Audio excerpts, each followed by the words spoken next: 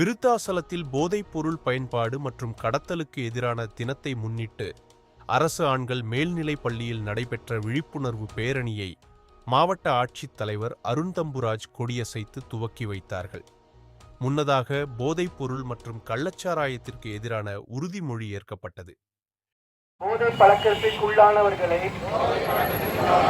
மீட்டெடுத்து அவர்கள் நல்வழிப்படுத்த எனது பங்களிப்பை முழுமையாக தருவேன்.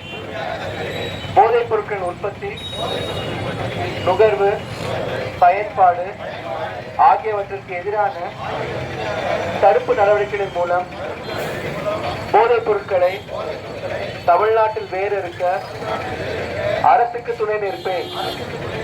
மாநிலத்தின் வளர்ச்சிக்கும் பங்காற்றுவேன் என்று உளமாற உறுதி கூறுகிறேன்.